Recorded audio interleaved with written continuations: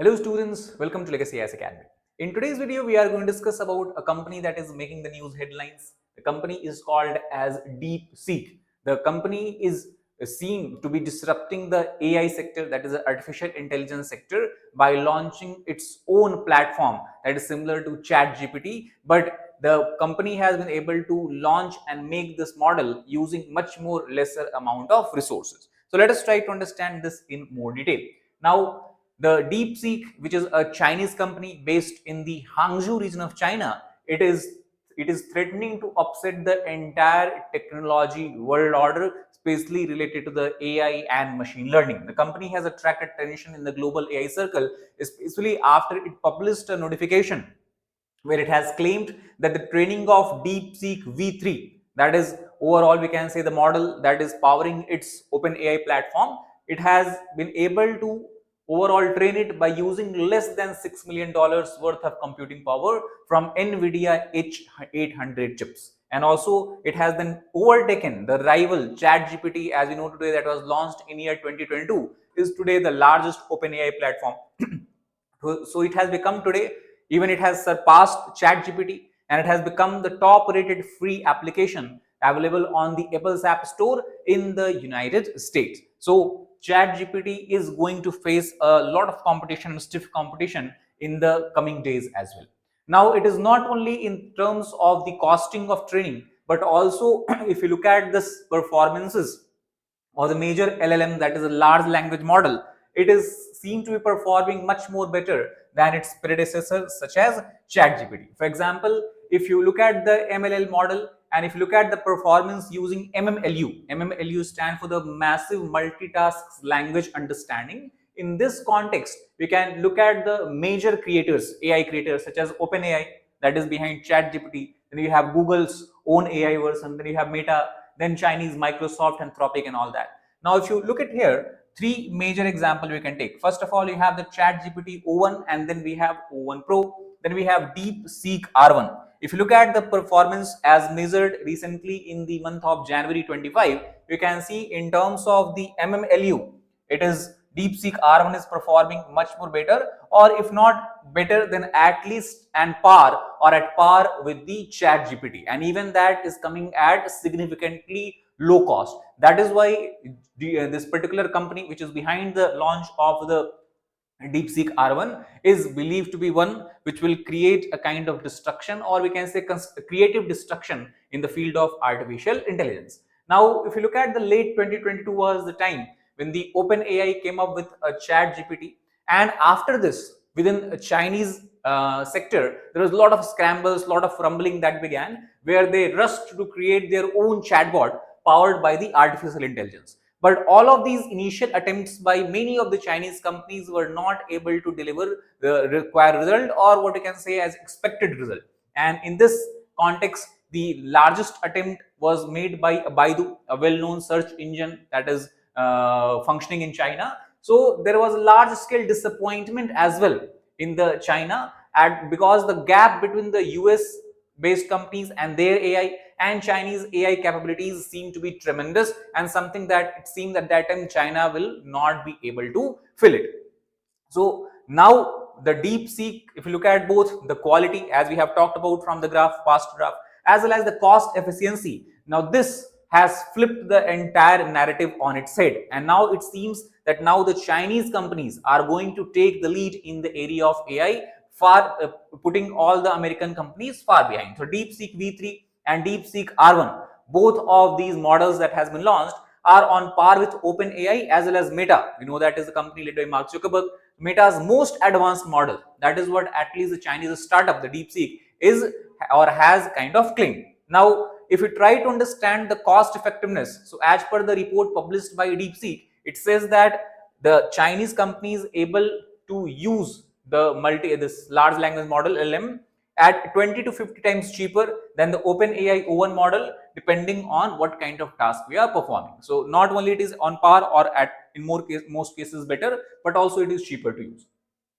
If we look at the DeepSeek, who is the man or the mastermind behind it? So the person is called as Liang Wenfeng, whose image you can see from this particular slide, and he is behind the startup called as DeepSeek, and he also is the founder of a hedge fund, that is a quantitative hedge fund that works on the quantity modeling, called as Highflyer. So behind the DeepSeek, the largest investment that has been made is by the Highflyer group, and this was something that began in the 2023 when they published on their WeChat platform that now Highflyer will not only concentrate on the quantitative hedge fund, but also now they are diversifying their area, and that is why they are concentrating most of their resources to explore the essence of AGI, that is artificial general intelligence.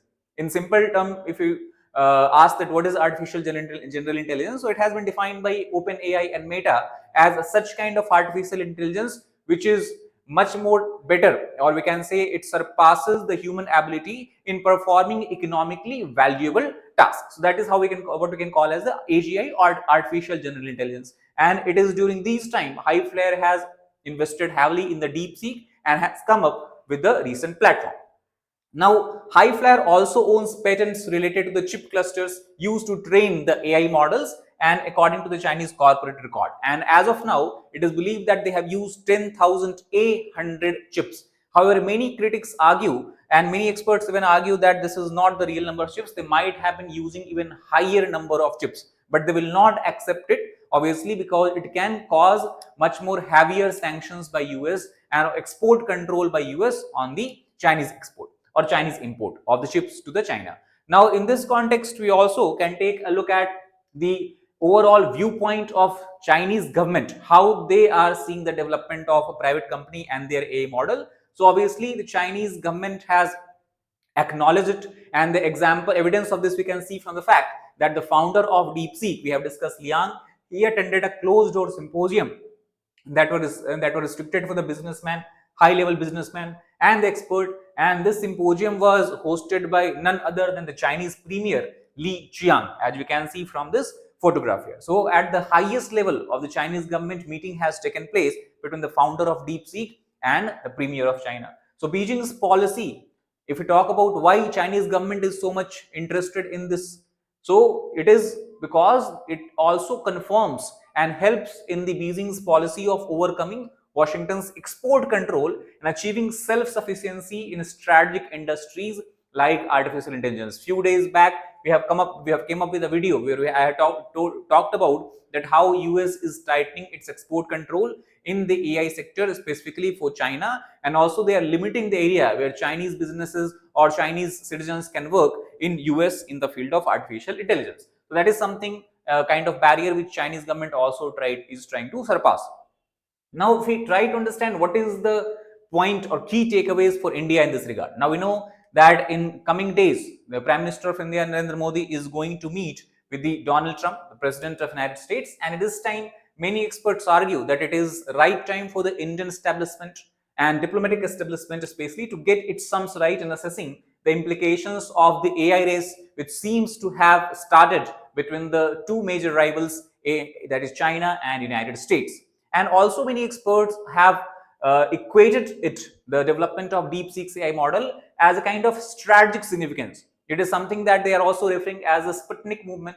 The Sputnik, we know, was the first artificial satellite that was launched in the space by the USSR or Soviet Union at that time in the October 1957. It is believed that it was this Sputnik launch that has began or that has created a race both to reach the moons and to go in the outer space, and there at that time the two superpowers, Soviet Union and US, has competed here. So the DeepSeek, basically the development of AI model, many experts argue, heralds what we can call as an escalation of geopolitical rivalry. The geopolitical rivalry between China and US is something that we are already witnessing at least for nearly a decade, mainly in the overall strategic sphere as well as in the economic sphere. Now, the DeepSeek brings a new technology frontier, you understand, into the great power competition. So, this is going to be another area where US and China seem to be competing with each other in coming future. Now, also, if we try to understand that the Sputnik movement, which we are comparing this particular event with, is it same or is there any difference? Now, we know the time when the Soviet Union existed in the 1960s and 1970s, as compared to that, China is a very, very different kind of nation. In one aspect, we can look at the GDP of China. China has such a large GDP, and also it has a massive investment in the frontier technology. Now, despite this, we cannot say with 100% certainty that how this entire race between US and China in the AI sector is going to play out in the near future, or how whether it will enhance the rivalry between US and China, or whether it will bring both of them together and they will be able to coordinate and help each other out. That is something that we have to wait and see. But we reasonably, if we try to look at the entire past, we can assume, or we can say it is safe to assume, that US and China are way ahead of other major powers and poised to make AI race a bipolar one. That means the reason is because if you look at the gap between the American and Chinese AI capabilities, this gap is very, very small as compared to the any other power or any other countries which are making their forays in the artificial intelligence. So it seems that a bipolar race has started in the artificial intelligence between US and China, similar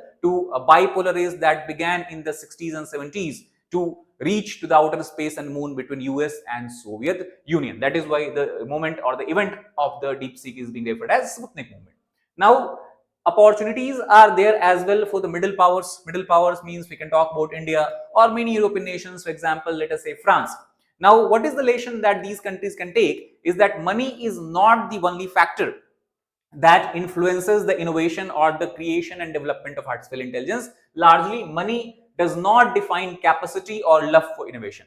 So, US has poured billions and billions of dollars in the artificial intelligence sector, and despite that, China has been able to develop similar kind of model at a fraction of such cost. So this is something that gives hope for middle power countries such as India and France.